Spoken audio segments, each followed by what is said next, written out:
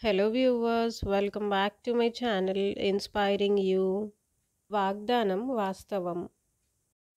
అనంతపురంలో హేమంతుడు అనే ధనికుడు ఉండేవాడు. అతనికి పెద్ద భవంతి, డబ్బు, బంగారం, వస్తువులు, వాహనాలు లెక్కలేనన్ని ఉండేవి.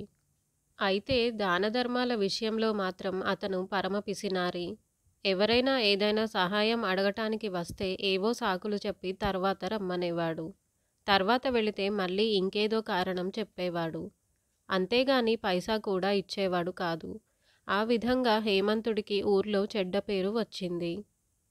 అదే ఊరిలో ప్రసన్నుడు అనే మరొక వ్యక్తి ఉండేవాడు. అతడు ధనవంతుడు కాకపోయినా ఉన్నంతలో ఇతరులకు తనకు తోచిన సాయం చేస్తూ ఉండేవాడు.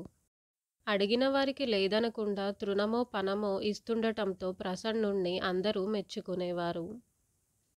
ఇది చూసి హేమంతుడికి ఈర్ష్య కలిగింది. హేమంతుడు ఒక ఉపాయం ఆలోచించాడు. కొంతకాలం ఆగండి, నేను నా ఆస్తి మొత్తాన్ని ఈ ఊళ్ళో బడి, గుడి కట్టించడానికి, దాన ధర్మాలకు ఇచ్చేస్తాను అని అందరినీ పిలిచి చెప్పడం ప్రారంభించాడు.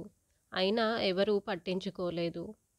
ప్రసన్నుడు మాత్రం ఎప్పటిలాగే అందరికీ సాయం చేస్తూ బడికి వెళ్లే పేద పిల్లలకు పలకలు, రాసుకోవడానికి పెన్సిళ్లు ఉచితంగా ఇవ్వసాగాడు. అలాగే గుడికి వెళ్లే భక్తులకు ఉచితంగా ప్రసాదాలు పంచిపెట్టసాగాడు. ఒకరోజు ప్రసన్నుడికి ఊర్లో ఘన సన్మానం జరిగింది. నా ఆస్తిని బడికి, గుడికి ఇస్తానంటే నాకుగాక ఇతనికి సన్మానం చేస్తారా అని హేమంతుడు అందర్నీ అడిగాడు. మీరు ఎప్పుడో ఇస్తానంటున్నారు, ఆయన ఇప్పుడే ఇస్తున్నారు, అదీ తేడా అన్నారు ప్రజలు. దాంతో తన తప్పు తెలుసుకొని అప్పటి నుంచి ఉదారంగా ఉండసాగాడు ప్రసన్నుడు. Thanks for watching my video. నా ఈ వీడియో కనుక మీకు నచ్చినట్టయితే తప్పకుండా లైక్ చేయండి, షేర్ చేయండి, కామెంట్ చేయండి. అలాగే మరిన్ని మంచి వీడియోస్ కోసం నా ఛానల్ను తప్పక సబ్స్క్రైబ్ చేయండి.